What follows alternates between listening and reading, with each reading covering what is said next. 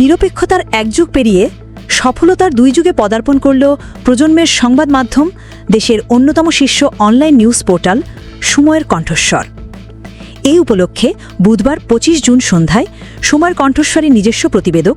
ও টিকে কিংস পাওয়ার মাল্টিমিডিয়ার ব্যবস্থাপনা পরিচালক রাজু আহমেদের উদ্যোগে রাজধানীর মিরপুরের একটি কমিউনিটি সেন্টারে এক অনাড়ম্বর পরিবেশে প্রতিষ্ঠানটির যুগপূর্তি উদযাপন অনুষ্ঠিত হয়। গত ২০১৩ সালের ১৪ জুন যাত্রা শুরু করে প্রতিষ্ঠানটি।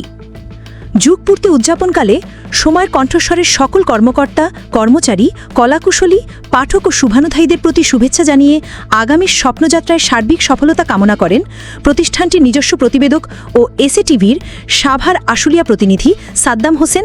সময়ের কণ্ঠস্বর ও জিটিভির আশুলিয়া প্রতিনিধি শামীম হোসেন সীমান্ত, যুগান্তরের মিরপুর প্রতিনিধি আফজাল হোসেন, দৈনিক সকালের সময়ের সিনিয়র রিপোর্টার মনিরুজ্জামান মনি,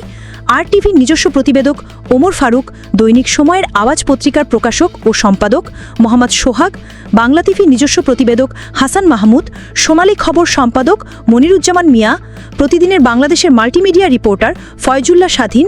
আসাদুজ্জামান আসাদ, এসএম জীবন সম্পাদক, দৈনিক নাগরিক কণ্ঠ, দৈনিক সবুজ বাংলাদেশের নিজস্ব প্রতিবেদক কাজী রিফাত, পান্না গ্রুপের এজিএম সানোয়ার হোসেন, বাংলাদেশ সুপ্রিম কোর্টের সিনিয়র আইনজীবী অ্যাড ফিরোজ আলী মণ্ডল।